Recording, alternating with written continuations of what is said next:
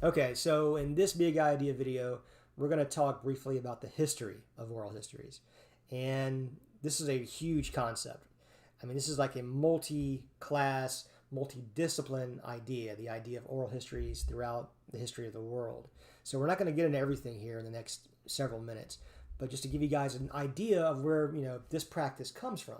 Because it didn't just start, in our lifetime. The idea of sharing a story is as old as humankind itself. Think about, how we look at our, ancestors hundreds of thousands of years ago, if not longer. How would you tell someone a story, share an event in a period where there were no writing utensils, where you couldn't record things on paper or parchment or stone even? How do you share the past with the future? And what you would do is you'd gather around the fire, gather in with your family, and you would recount your family's history, or you would recount your tribe's history. Your father would have told you, then you tell your son, then your son tells their family, and so on and so forth. And that's how you pass down the history of people.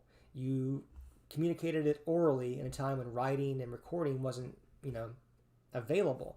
And so oral history really starts out with that oral tradition in mankind. The idea that we're going to share our experiences and pass them down to future generations orally, by word of mouth. That's how we're going to continue the lineage, the legacy. And, people became, the historians of their tribes, of their people, by memorizing their histories. And then they would pass that on to someone else. And that's how you kept history alive in a time without writing. And this idea hasn't gone away, right? If you guys take a class in anthropology, you may talk about those groups that still communicate their past orally. They, still tell stories around fires to talk about their ancestors and what they did. And then they tell that to their young people. And then those young people tell it to their young people in the future. And that helps carry the story of that group forward. So you're really, whenever you conduct an oral history, you're taking part in something that's as old as the first people in this world. So keep that in mind. But oral history itself, the idea of using history to record the past to tell people about it in the future, is not just something that was done around a campfire. There were actually people out there, groups out there, like in China, in like around 1000 BCE, in the Zhou dynasty. There were people who wrote down oral histories of court proceedings, court testimonies, to preserve those for future use. So oral histories, whenever these proceedings took place, they would be there, pen in hand or whatever, recording as fast as they could to keep these oral accounts alive for future use, to save them for posterity so they might be used later on. Whenever you talk about the Greeks and classic Greek history, ancient Greek mythology, or rather ancient Greek history, you talk about people like Herodotus and Thucydides, who were historians. And Thucydides especially was known as a historian who, the way he learned history was that he went and talked to people.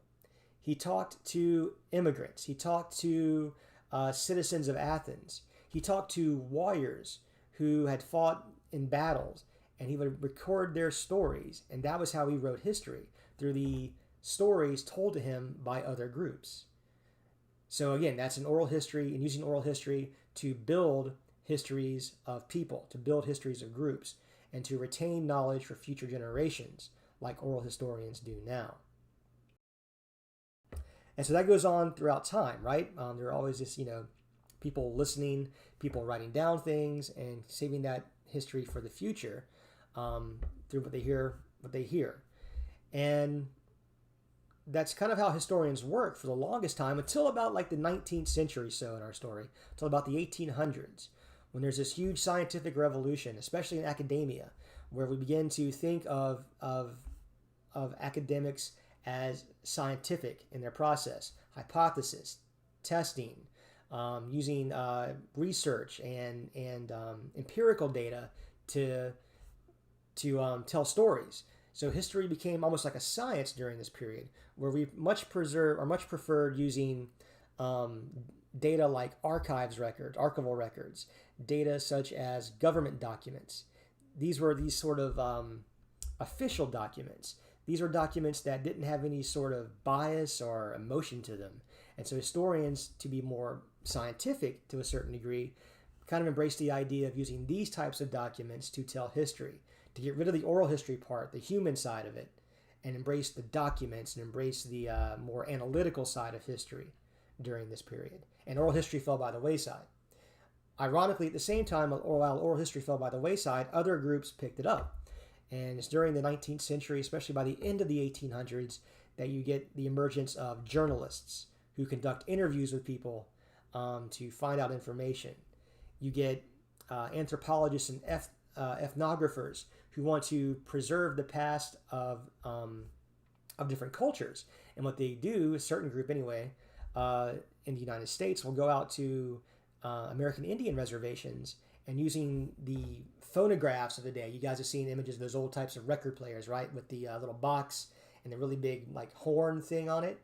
They would use those to record the language of Native American tribes, especially those tribes that were dwindling in size and in population. So historians stopped using oral histories, but other groups picked them up and began to run with them, just as they were dropping them. Oral histories will begin to make a comeback in the 1930s, especially during the New Deal of the Great Depression. And if we talk about the New Deal, we talk about one organization, one program of the New Deal that really brings oral histories back to the forefront, and that was their use in what was called the Federal Writers Project. And what the Federal Writers Project was an effort by the government to employ historians, teachers, writers, newspaper journalists, people who were out of work during the Great Depression. The government gave them jobs and assigned them tasks as part of the Federal Writers Project, which is part of the broader Works Project Administration of the time period, the WPA. And one of the tasks, one of the projects that the Federal Writers Project worked on was going out into states across the country, every state in the Union, and interviewing the people who lived in those states, specifically those people who live in the more rural parts of the states, to kind of bring their stories to the forefront.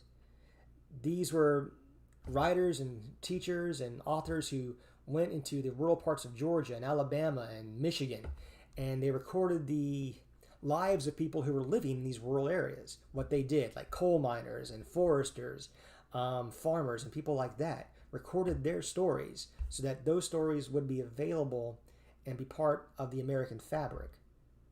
And at the same time, they recorded the stories of one of the most important groups that we have record of that serve us well today as historians, is that these federal writers went out and actually recorded the stories of ex-slaves who were still alive in the 1930s. And so these slave narratives, as they were called, in the states of the South, became a way in which historians could actually learn about what slaves did and what slavery was like, because there were no records of slaves at the time. All you had were the plantation records of, like, we had this many slaves, they did this much work, and that kind of thing, but there was no real record of what slaves, like their daily life was like, how they lived, what they thought, until the Federal Writers Project came along and got these down. They wrote them down or recorded them on records at the time. And so those slave narratives are very important to the study of history. And the Federal Writers Project is really going to reignite the idea of oral history. It's going to take off after World War II, after the Great Depression ends and World War II ends, especially as we get to the 1960s.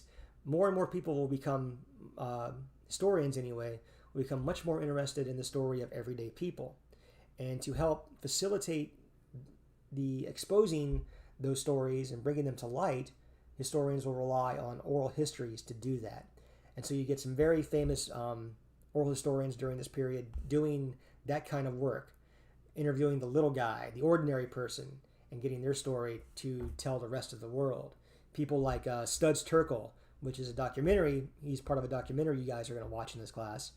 People like Joe Gould, who spent years in Greenwich Village in New York, taking down the oral histories of people he knew, people around him, in bars, on the street. He would write down their stories, and it was said that he had a stack of stories that were taller than him that unfortunately never saw the light of day because he died and the story disappeared. But he's, kind of this evidence of how oral history kind of made a comeback during this period. But people like Joe Gould and Studs Terkel, Alan Nevins, who made one of the first oral history archives in this country.